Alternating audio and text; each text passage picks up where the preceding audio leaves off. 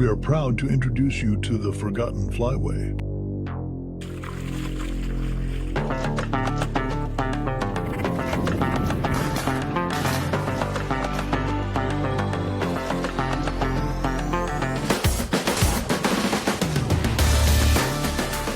Bringing respect to the Atlantic Flyway name.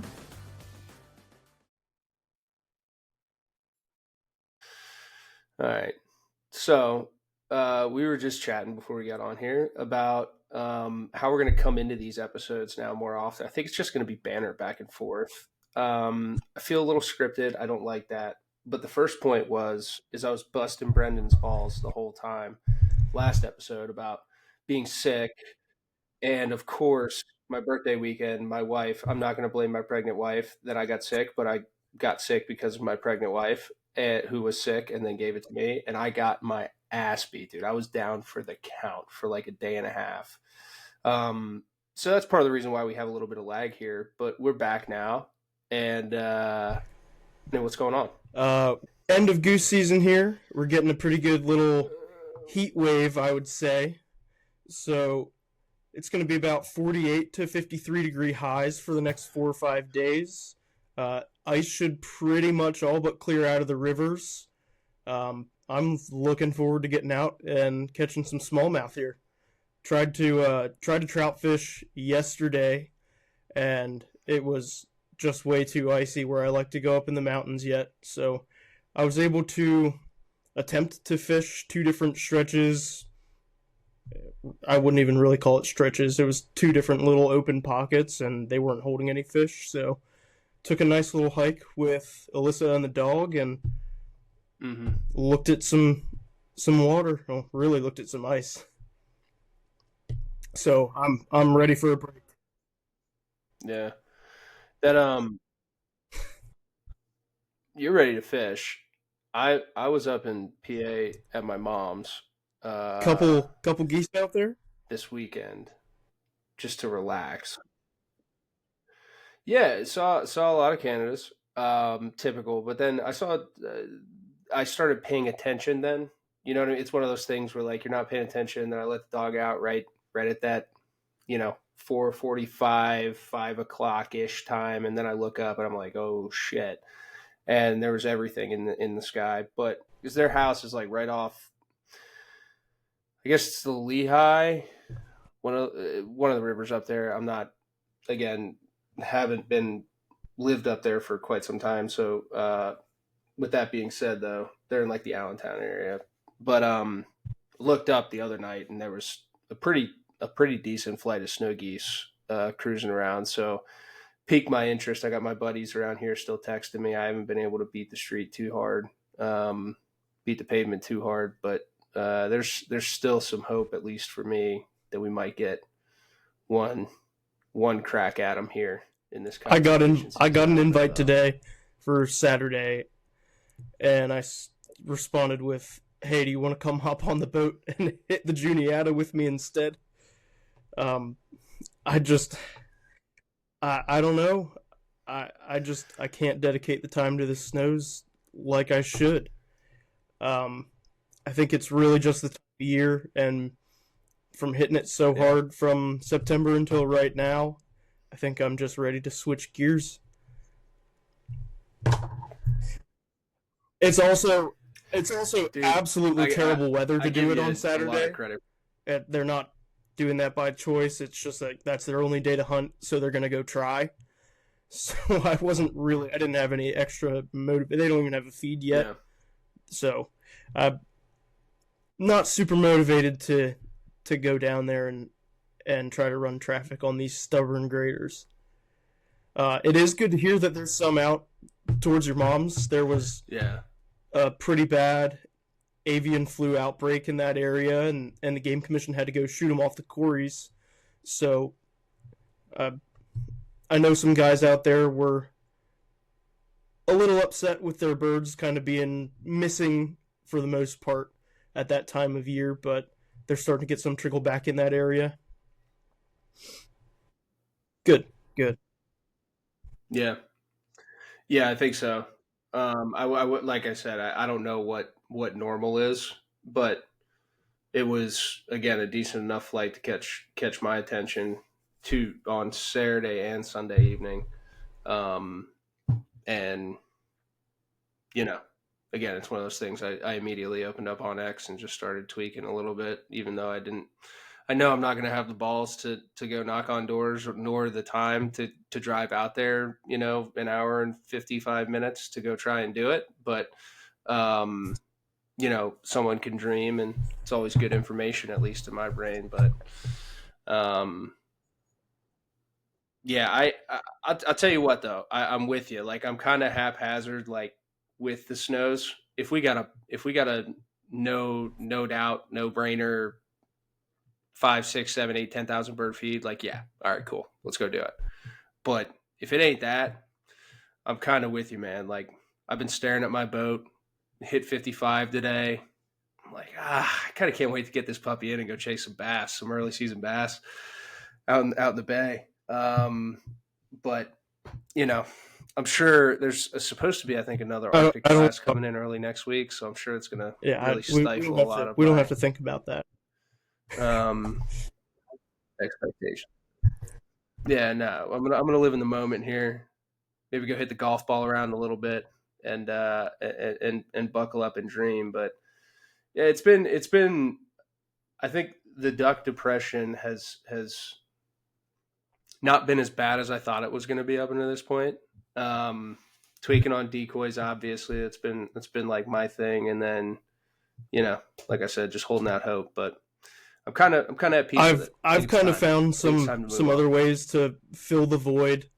Been turning a couple calls here and there, so excited about progressing in that side of the world, and that's taken a little bit of a priority here lately. So I've been doing a little bit of turning and in and out of some wood shops and stuff. So definitely has moved from the back burner, at least to the middle of the stove. Which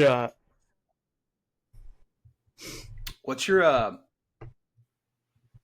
go-to? So I personally love how hedge turns. That's just I like how it turns, and I think it makes a good sounding duck call. I think the best sounding woods for duck calls are unfortunately not the easiest to work with. So African Blackwood is my personal favorite, and Coca-Cola is another great one. A lot of people actually have an allergic reaction to the dust that comes off Coca-Cola when they turn that, so it kind of takes that out of the equation for some people. I know 10 plus years ago, I turned it a little bit and never really had a reaction.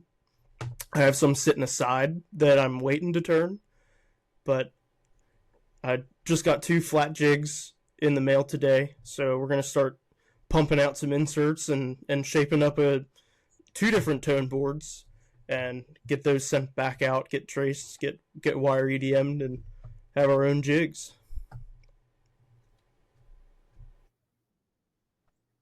Yep, been breaking some turkey pot calls on the lathe lately. Yeah, busted a real nice laminate with Nate.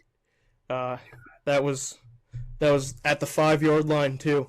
It was pretty much right after the finishing process. We saw something that we wanted to tweak, so we went back in, and it, to the general consumer's eye, they would have never noticed, but being the ones that make it, you want it to be perfect, and we saw a flaw. So I'm not going to disclose who broke it, but one of us went back in with a lathe tool, and now it's half a pot call. It was a pretty sweet laminate. That was chestnut, Paduke, Purple Heart, and Hedge. Yeah. Jeez. Yeah, that's a heartbreaker, dude. I hate when that happens. When you have something that's like right there, and to your point, like no one's gonna notice. I always tell myself that shit too. Like I'm sitting there and I'm like, all right, no one's gonna notice. But it like if I give it to somebody that I know and they pull it out in front of me, like the six or the two or three things that I was like, I kind of cut a corner on is the first thing my eyes go to, and I'm like, fuck. Yep. Like, it just But hey, drives you'll me never up. get any better at your trade if you're not critical of your own work. So I every single I know. time I It's a do good point. something, I'm in CNC machining in my day job, so there's a lot of stuff that is slightly relatable between wood turning and making metal chips. But perfection and measurements is something that's directly translating on those two. So I like to pay close attention to that kind of stuff, and I think the attention Yeah. to detail with that might create a superior product. So hopefully we'll be able to produce a couple things here for maybe in the coming year. Might start trickling some of that out. But if you're tuning in now, you're the first to know. Yeah. Yeah, you and I are we're poking around at it, so it'll be fun. I'm excited. It's always kind of my thing. I want to get out, want to use them, field Yeah, test them a little yeah. I bit, mean, and it's feel anything good about from them. tying your But own flies, pouring your own no, soft plastics, you know, turning or carving your own plugs, hand carving decoys, making calls. It's all the same feeling. yep, Another good nothing feeling more rewarding. is I'll tell you that. after Than a successful hunt, shooting. you get home and you get to process a little bit of game, and then you get to cook it and eat it. Love that feeling. That's great. Yeah, I'll tell you what, dude. You and I were talking about it because we were going back and forth, and I think that's what we're just going to hammer this. We're going to hammer the cooking side of this, and then we have a few other things that we want to get to here in the next couple episodes. But I think this is totally worth it because that's been my thing for the past month. Probably has been just okay. I'm looking in my freezer. I'm like, all right, got to turn some stuff over. Got some stuff that I'm still working on that I got to make. We're doing a little hodgepodge goose duck from our Virginia trip breakfast sausage thing because we just had so much of it and we ate some of it while we were down there, but it was just like we're sitting there with like probably three or four 2 gallon bags filled with breasts, and we're like, let's just turn it into something that we can store and eat. But I've been on a bender, dude, and that led up to my question to you. We were texting back and forth. I was like, dude, you've been in so many duck camps and lodges and shit, and like some of your best recipes. We were going back and forth, back and forth, back and forth. But I think that's a good starting point. Like being part of the not even just waterfowl, but like the outdoor culture in general. Massive part of that is obviously being able to cook what you reap. Yeah, I mean, Is that the right way to say that? I think are, cook are we what you going? Are we harvest, going reap what you for? Are we reap. going for real or are we Yeah, going for reap what you PC? sow type of thing. Just depends on which one.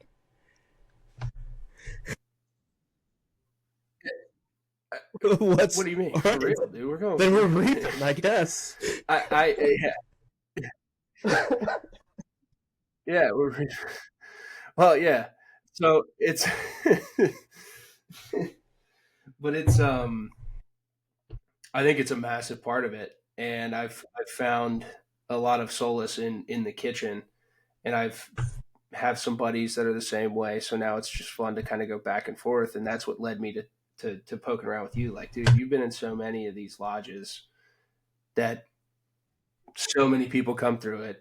It's a big piece of that hospitality side of that business is great food, and oftentimes it's the stuff that you guys shot or they shot previous weeks or something like that. So like, give me some of your best stuff. Give me some of your go tos from your Dude, lodges that's it's. experiences. There's so many different meals that I've had throughout the years in different parts of the country. So there's a lot of things that even just regular cooking with stuff from the grocery store, proteins provided from grocery stores and things like that. I've even had my eyes open to stuff like oxtail. I would have never had oxtail in my life if I wasn't down south. having real good crawfish boils, Yeah. and guys from Louisiana come up to camp and they say, hey, give your cook 3 days off because we brought a trailer full of stuff to cook with. So it was pretty awesome. It was in Arkansas. We had a group of, I think, 6 guys come up for a bachelor's trip from Baton Rouge, and they brought a 6x12 enclosed trailer full of cookware, cooking equipment, coolers full of food and beer, fresh seafood, fresh andouille sausage. We had jambalaya and we had gumbo. They made crawfish etouffee. Now, crawfish etouffee was one thing, but the jambalaya and gumbo, that was with ducks that we killed while there. And it was also with some duck sausage that they had made from previous trips. Yeah. So those 2 meals right there go hands down in my top 5 for wild game dishes I've been served. And I think the experience of being out on the covered porch with them cooking over an open burner, and passing duck calls around to get tuned, and buying, selling, and trading duck calls, and drinking beer and drinking whiskey, just kicking back with guys that you enjoyed shooting a limit of ducks with in the morning. That makes the guide life seem luxurious, and it's kind of those moments that you get to kick back on the porch and say, this is another reason why we do it. It's a melting pot. Yeah. When I worked at 2W in Stuttgart, we had a massive map in the dining room, and everyone put a pin in the map where they came from. And it was, I want to say all 50 states, but there might have been one that was missing yet.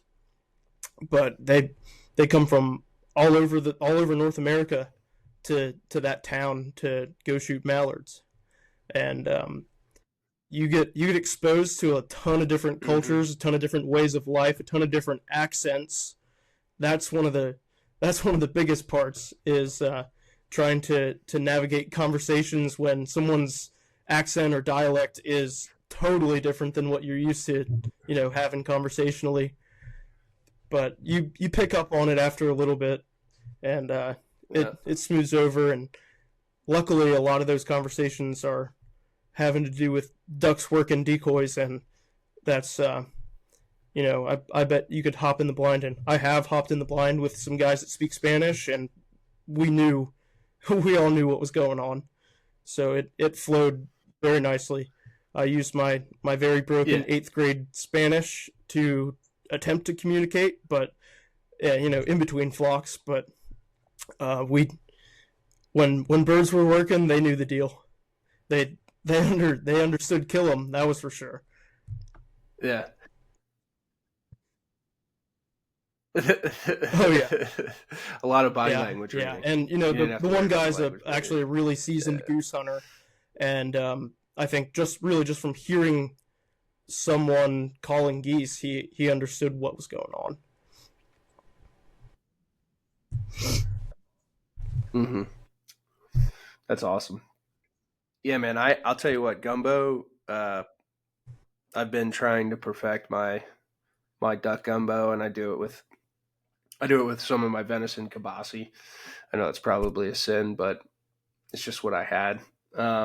So it works. But that's been a staple. I got a couple of my buddies always begging for that now.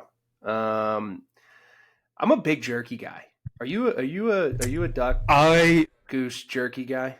I never put my ducks in my jerky, Traeger, but it's lights out. A lot of my goose goes to jerky. And like divers and sea ducks, they all go in the sausage pile for me. It's lights out. So I don't bother. I don't think sausage really helps you hide a lot of shit.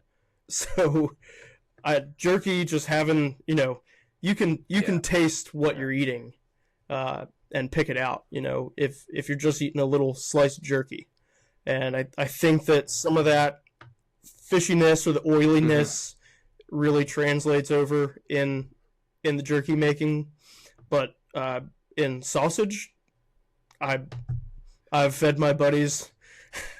I might regret saying this, but I have fed my buddies divers and sea ducks without them knowing in goose sausage. Yeah.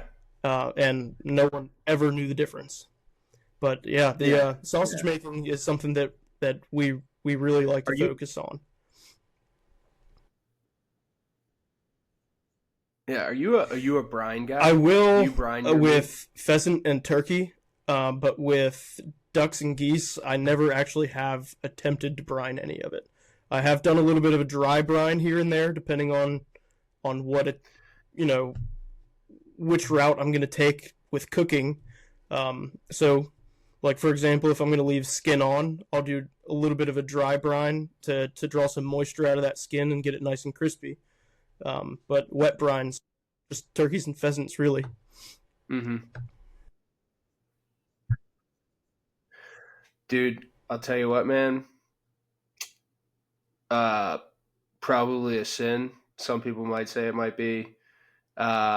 Dude, Coke and Pepsi with any of that meat, it comes out like unbelievably tender after a 24-hour brine in a 2-liter bottle of Coke or something like that. And then I usually in my goose, I'll do like a flying fillet recipe where I'll get like the 48 piece, whatever, serrated tenderizer and just beat them into little slivers and then just 30 seconds. And it's the most tender goose you've ever had. It's unbelievable. Literally like a little piece of filet mignon. But I've been doing that, like even before my jerky, like I'll just use it to kind of knock the edge off. Cause like my wife, she's a little like, it's a little gamey. And I'm like, it's not fucking gamey. You don't know what gamey is. But it's just one of those things where it's like, some people get freaked out by it.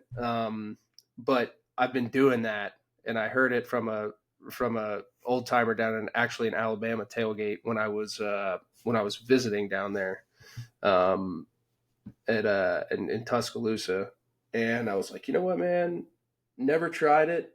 Figured this year would be the year, and that's been a staple now for me here. When I really want to, like, if I'm doing either the flying fillet or some type of jerky, I'll do a Coke brine prior to, and then with my jerky, then I'll do whatever I'm, teriyaki, soy, whatever, however I mix it up and go. But I kind of just do a hodgepodge with that sometimes. Yeah, so I mean, the Coke and Pepsi brine really actually, sounds pretty good.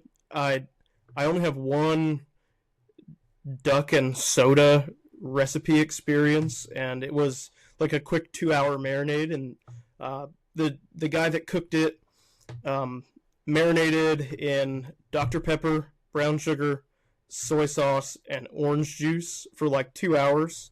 Took them out, dried them off, pan seared them, took them off to rest, and then he deglazed the pan with butter and grape jelly, and kind of made a little reduction to drizzle over the sliced breast meat, and that was a pretty sweet recipe. Like that was really good. That was definitely one of the better straight up pan seared duck breast meals I've had in a duck camp. We did that in Mississippi. Yeah. I might need you to. Yeah, man, that one is definitely worth. And I have, I think, like 4 more duck breasts, and I think 2 of them might have just got signed up for that recipe. The other 2 are definitely going to go to one of my personal favorite duck recipes, duck fried rice. Love doing that on the Blackstone. And I took a lot of research and a lot of mediocre meals to get it dialed in, but turns out going with the overnight cold rice is the way to go. And a lot of times when people make it, I learned that sesame oil was the missing ingredient. That it seems like as soon as I picked up a bottle of sesame oil and started using a little bit of that, it was just that missing piece of the puzzle to actually getting it to taste really, really similar to hibachi style fried rice. That's definitely, if I'm having people over to watch a game or whatever, if we're hosting, and they're partial to wild game, that's definitely one I like to pull out of the sleeve for an event like that. Yeah. Super easy. It goes together. Once you prep everything, the prep takes longer than the actual cooking. Once you get cooking, it's maybe only about 5-7 minute process. Right. So it's quick and easy, and it's just on the Blackstone, so there's not a ton of dishes, and that's definitely my go-to. And to one up that, I love to smoke a wood duck whole and pick it and use that as the duck in the fried rice.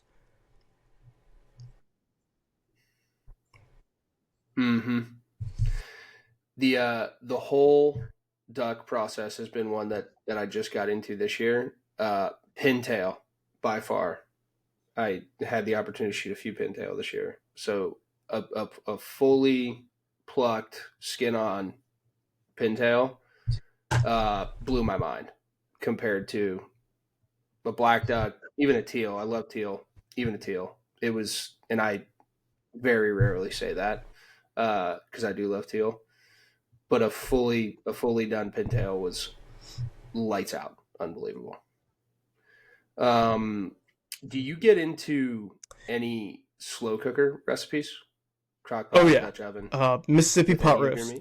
That is pretty much the only slow cooker recipe I'll go with now. I like to, and I'll do it with venison, a beef chuck roast, goose breast, and I like to run that in cast iron Dutch oven on the stove for pretty much all day long.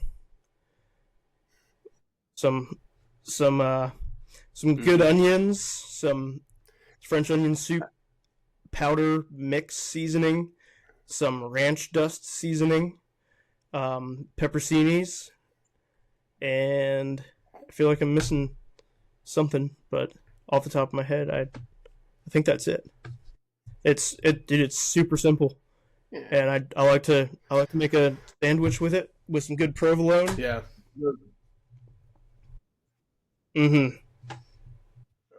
Oh yeah, the leftovers are even better than the main course on the main night. I like to make the same thing with Thanksgiving. It's like if they exactly. There's something magic that happens in that refrigerator when it just sits there for and it's like leftovers the rest of the year just aren't that appealing. I need to bottle that and then Thanksgiving leftovers roll around and it's like you fight for it. It's like, no, I'm taking this home from grandma's.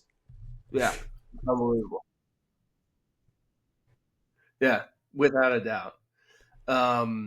That's funny. I did it I don't even know. I was like, my mom came 2 weekends ago up to our house. I was like, she likes when I cook, and I'm like, I just looked and I had 2 goose breasts sitting in there in the fridge, and I was like, you know what, man, I'm just gonna throw this and see what happens. And it ended up coming out kind of like a goose stroganoff, I guess you could say. It was just like a I don't know, it was like a gravy-ish, like a brown gravy-ish soup with just shredded goose. I had some onions in there, threw some shallots in there. I think I had some breakfast potatoes left over. I threw those in there too. It was just it was a mess. And I just served it over some rice or something like that. I can't even remember.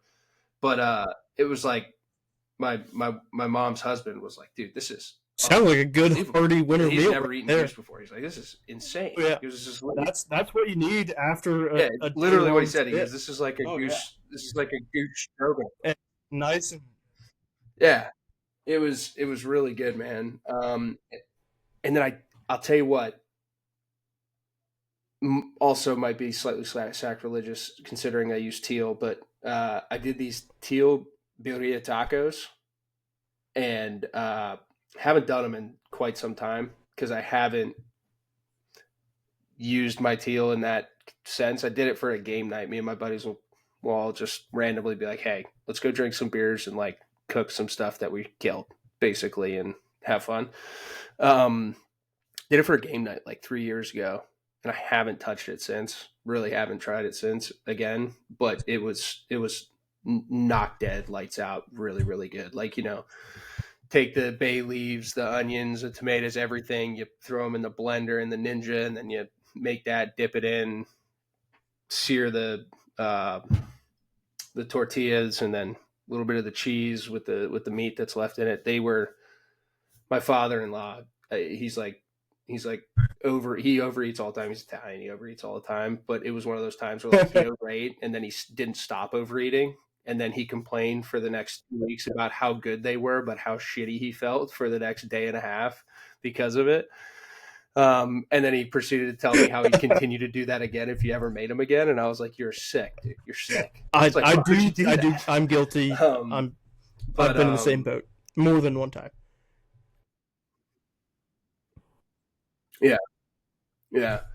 But that's probably, it's hard. We're just spitballing here, but that's like, I do love a good crock pot, like any type of gumbo, any type of just slow cooked, like any mixture hodgepodge of whatever flavor you want to throw in that. Like, I'm a sucker for those, especially So during hunting season. one good one we And then did. to your point, I think I'm a traditionalist with like a full bird, you know, like it'd probably be like those things. If I was to rank them, like I wouldn't have a top five. It would be like gumbo, stroganoff, hodgepodge, taco, whatever. And then like if I had to cook duck or goose meat like pure, I'd just pluck them. I really would. After doing that, like I just pluck them and bake them whole. Yeah. So that's it. I've actually only ever shot one canvasback in my life, and it was a stud drake, and I was so torn on whether I should mount it or whether I should see if it really lives up to its name and to the high dollar amount that it drew back in the day on the market.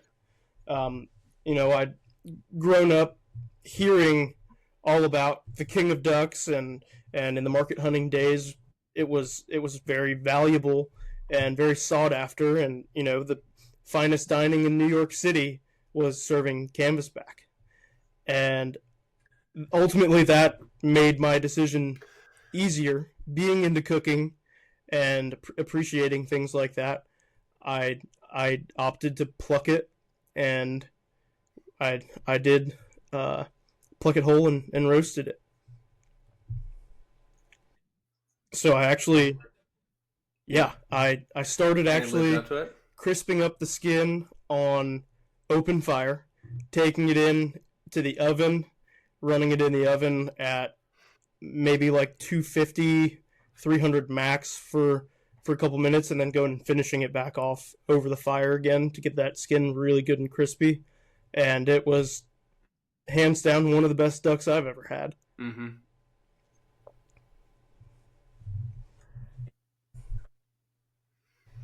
Yeah, I shot canvasbacks once.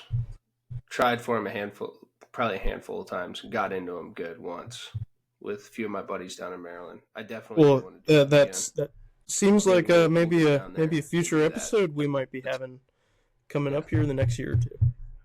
Yeah, it's definitely a staple of the Atlantic Flyway. So canvasback deserves a spotlight here.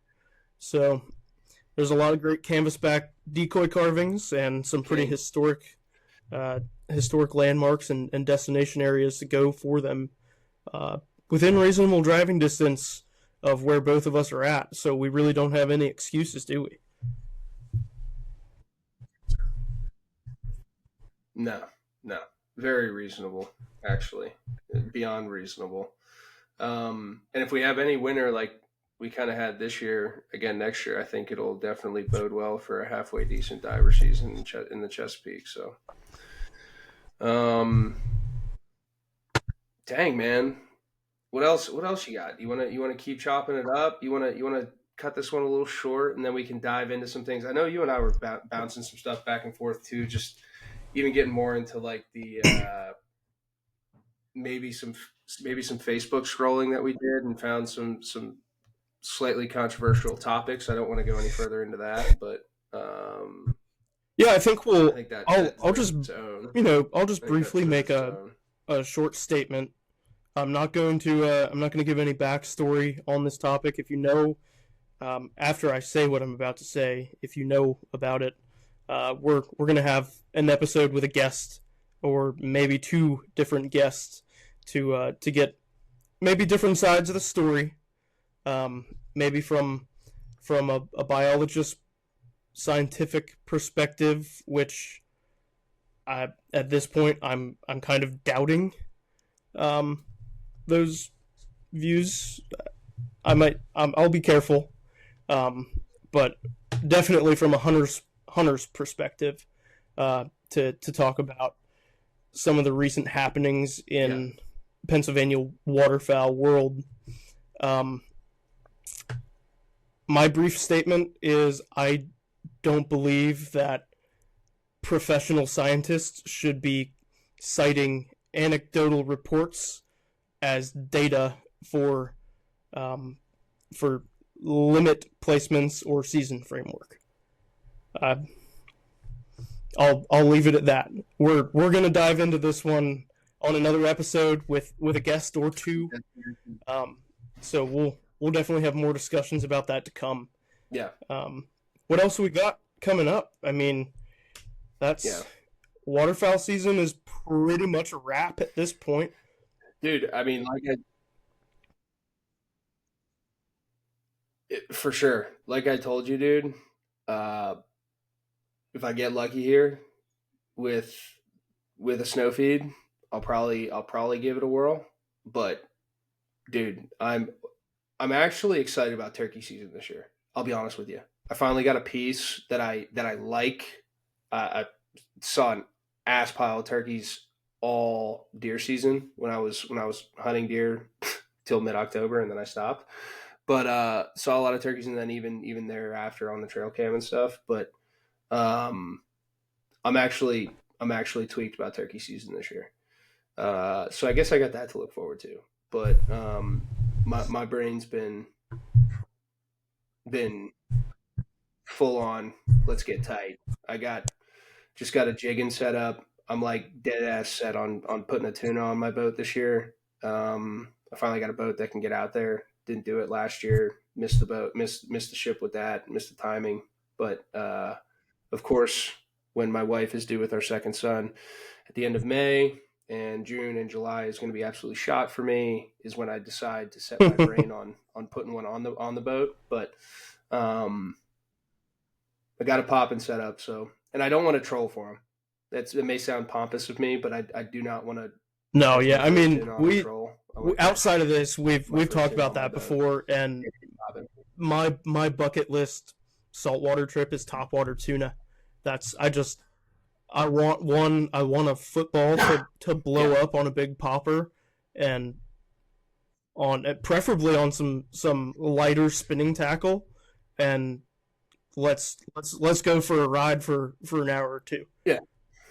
Let's battle that out. I've done some trolling in saltwater, and it's just not my thing. If you like to go hang out on the boat and get absolutely smashed with your buddies and reel in a couple fish, that's your thing. Go ahead. There's nothing wrong with it. It's a very effective way of catching fish. It's just kind of, I don't want to get off on the wrong foot with some people, but it's like jump shooting versus decoying. Yeah, we're not degrading it. We're not degrading it. There's just certain ways people like doing things. Yeah. And I just, it's like, that's what I said. It's like, that's my thing. I'm not saying it's even purist. I'm just more on the sense of like, I feel like there's a little bit more to it with popping. And then, like you said, yeah, and I think it's fish, what it is the like that everything. personal like interaction element. And it's the same thing with calling ducks and geese. It's the same thing, same reason we like fooling a turkey. I don't reap turkeys with a fan because I like calling turkeys in. It's just, that's just how I like to do it. I don't like to sit in a ground blind and deer hunt turkeys if I don't absolutely positively have to, because I like to run and gun and call and make moves. It's just how I like to do it. And, if you're doing it legally, have at it. Do it however you like to do it, because as we talked about before, you're the only one that defines your success. So if that's what you like, absolutely nothing wrong with it. We're just talking about how we prefer to do things. Yeah. No doubt. And that's a great way to put it. To steal some other folks' line, we're all on the same team here. We're all enjoying it. And to your point, if you're doing it the right way, man, absolutely. Keep on keeping on, brother. But that's where my brain's at. I mean, that's where my brain's at. I know you got you're going to be releasing your book for some smaller fishing here this spring, so correct? We're coming out. Anyone doing a little soft open, and I'll run a little bit of a special for any of the listeners here. If you want to get on the books for some Susquehanna River or Juniata River smallmouth or muskie fishing in March or April, we have open dates. Typically Friday, Saturday, Sundays. We can work with some weekdays, but yeah, we'll give you $50 off if you book and mention that you heard this on the podcast. We'll hook you up. Get a hold of me, Blue Mountain Guide Service. There you go, Blue Mountain Guides on Instagram. There you go. That's it. It is. That's the first special of the Forgotten Flyway. Bada bing, bada boom. There you go. Good stuff. But I thought that was great. Like I said, we skipped last week. I was down for the count. We're getting back on the wagon. Consistency's key here, and no better way than to put a close to the waterfowl season, of focus to what's next, and obviously talk about reaping what we sowed. Yeah, and how we battling the loss of one addiction with the addiction to something else. It's super healthy if it's hunting and fishing. No doubt. Yeah, I mean, the best. It's, the best way to fight duck depression is with spring smallmouth, and my doctor told me that. Yeah, I hear it's clinically proven, clinically tested. Several studies, clinically approved, university level. We can't disclose what university, but but you can take our word for it.